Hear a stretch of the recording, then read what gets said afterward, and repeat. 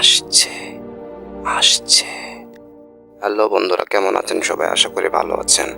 আমি আমার রেজা আছি আপনাদের সাথে। আমরা আবার নতুন করে নতুন রূপে ফিরে এসেছি ভয়ের গল্প নিয়ে। আজকে ভয়ের গল্পের ফার্স্ট এপিসোড। আজকে চমৎকার দুটি ঘটনা আছে, অনেক ভয়ের দুটি ঘটনা আছে। আশা করি আপনাদের অনেক ভালো লাগবে, আপনারা অনেক ভয় পাবেন, কারণ আপনাদেরকে ভয় দেখানোর জন্যই আমাদের এই ক্ষুদ্র আয়োজন। তাই বেশি কথা না বলে সরাসরি চলে যাবো আমরা ঘটনায়। আশা করি সবাই মনোযোগ সহকারে শুনবেন।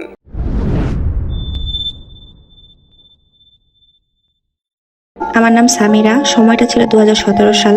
তখন আমি আর আমার দুই বেস্ট ফ্রেন্ড অথৈ আর রিয়া তিনজন চট্টগ্রাম ইউনিভার্সিটিতে চান্স পাই। আমার বাসা চট্টগ্রামে, রিয়ার কুমিল্লা, আর অথৈর বাসা ছিল ঢাকাতে। আমাদের সবার বাড়ি ইউনিভার্সিটি থেকে দূরে হয় আমাদের ফ্যামিলির কথায় আমরা ভার্সিটির একটু আশেপাশেই বাসা খুঁজতে শুরু করি। আর আমরা একটা বাসা পেয়েও যাই। বাসাটা ছিল একটু পুরনো টাইপের। বাসার মালিক নাকি সপরিবারে আমেরিকায় থাকে। তো আমরা ফেব্রুয়ারির 1 তারিখে বাসায় উঠি। বাসায় শুধু আমরা, মানে আমি, অথৈ আর রিয়াই তিনজনই থাকতাম। বাসাটা অবশ্য অনেক বড়, 4টা বড় বেডরুম আর 3টা বেলকনি ছিল। আমরা প্রথমত অবাক হয়েছিলাম বাসার ভাড়া শুনে, মাত্র 5,000 টাকা, তাও এত বড় বাসা। প্রথম সবকিছু ঠিক ছিল, আমরা তিনজন আলাদা আলাদা রুমে থাকতাম। তারপর 1 মাস এভাবে কেটে যায়। হঠাৎ একদিন অথৈ তার রুমে পড়ছিল, রাত তখন 12টা বাজবে হয়তো। নিজের রুমের বেলকনিতে কাউকে হাঁটতে দেখে। প্রথমে সে নিজের মনের ভুল ভেবে ভয় পায়নি, তারপর আবার পড়ায় ফোকাস করার ট্রাই করছিল, কিন্তু তারপর আবার দেখলো কেমন যেন একটা অবয়ে হাঁটছে। কিন্তু কিছু দেখার তো কথা না, কারণ তার ঠিক মনে আছে বেলকনির দরজা সে অফ করে রেখেছিল। সে খুব ভয় পেয়ে কান্না শুরু করে দেয়। রিয়া তখন ঘুমিয়ে পড়েছিল, আর আমি আমার আম্মুর সাথে ফোনে কথা বলছিলাম। অথৈর কান্না শুনে ওর রুমে গিয়ে দেখি ও বিছানায় কম্বলের নিচে চুপচাপ বসে আছে আর অনেক ঘামছে। আমি অথৈকে জিজ্ঞেস করলাম, কি রে, কি হয়েছে? ও তখন আমাকে জড়িয়ে ধরে কান্না করতে করতে সব বললো। তাই আমি আর ও মিলে ব্যালকনিতে গেলাম আর দেখলাম ওখানে কিছু আছে কিনা।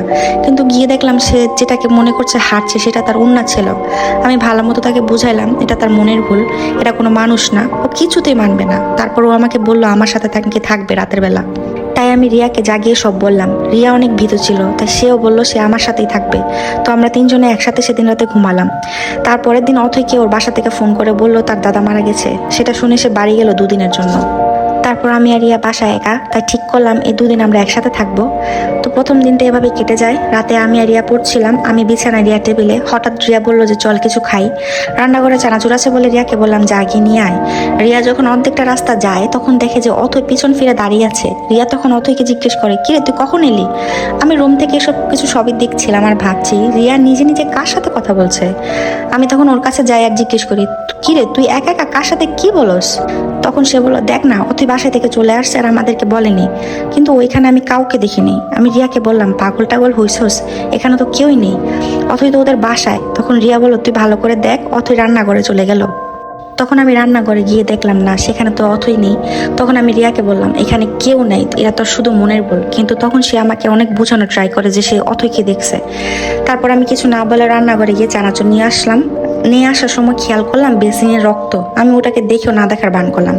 ভাবলাম রিয়া মনে হয় আমাকে ভয় দেখানোর চেষ্টা করছে আর টমেটোর সস দিয়ে রাখছে। তারপরের দিন সকালে অথৈ চলে আসছিল। তারপর অনেকদিন কিছু হয়নি। একদিন সন্ধ্যায় আমরা পড়ছিলাম, 1 সপ্তাহ পর আমাদের এক্সাম। তাই হঠাৎ সবাই খেয়াল করলাম রান্নাঘরে কেউ যেন হাঁটছে। রান্নাঘরের দিকে তাকাতে দেখি আমাদের কাজের বুয়া, অথচ উনি প্রতিদিন বিকাল 4টায় চলে যায়, আজকেও চলে গেছিল। আমাদের সেটা মনে আছে, তাহলে এটা কে? তখন আমরা সবাই ভয় পেয়ে জিজ্ঞেস করি, আন্টি তুমি না বাসায় চলে গেছো, তাহলে এখানে কেমনে? উনি পিছনে না তাকিয়ে বলতে লাগলো, আমি সব জায়গাতে যেতে পারি। এত ভয়ানক কণ্ঠস্বর শুনে আমরা তিনজনই একটা জায়গাতে দাঁড়িয়ে থাকি। তারপর রিয়ার রুমে আমরা দৌড়ে চলে যাই আর দরজা অফ করে দিই। অনেকক্ষণ আমাদের দরজায় টোকা শুনতে পাই, কেউ যেন দরজা ভেঙে ফেলার চেষ্টা করছে। আমরা দোয়া পড়া শুরু করি। কিছু সময়ের জন্য সাউন্ডটা বন্ধ হয়।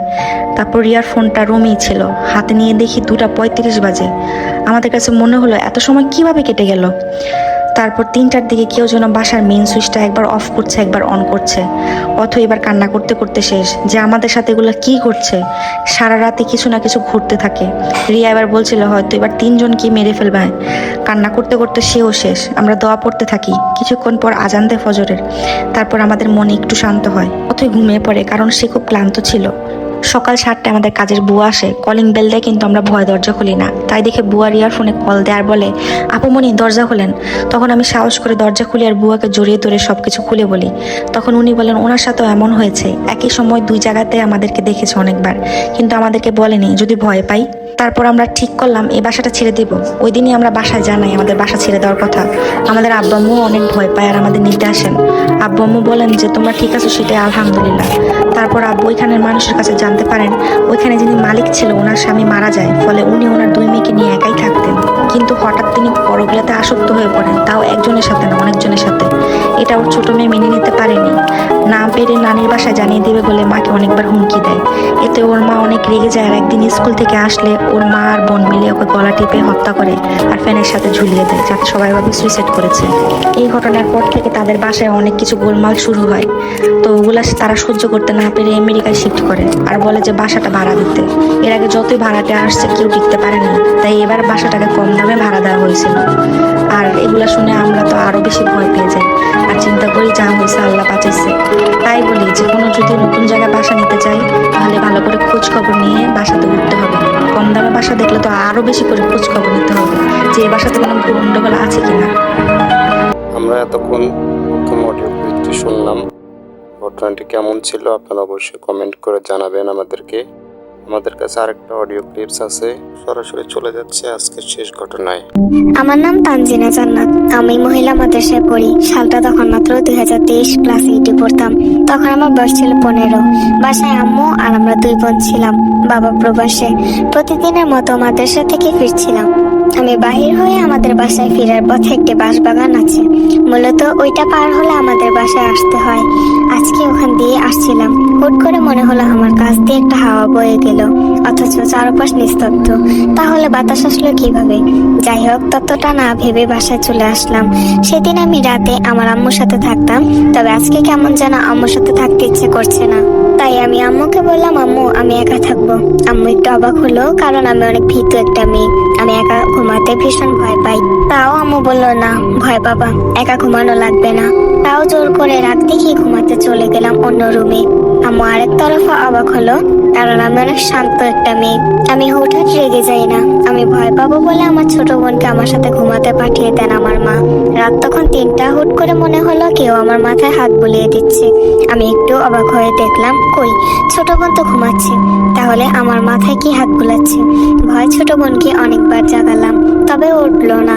কিন্তু আমার বোনের কান অনেক সজাগ, একটা আওয়াজ হলে মেয়েটা উঠে যায়। আজ কি হলো? আমি দোয়া পড়ে আবার ঘুমিয়ে গেলাম। এই কাহিনীর পর থেকে আমার কারোর সাথে মিশতে ইচ্ছে করতো না, বিরক্ত লাগতো। আর কোনো ছেলের সাথে তো একদমই না। ইদানিং আমি খেয়াল করলাম আমার কোনো বিপদ হতে গেলে কেউ আমাকে সাহায্য করে।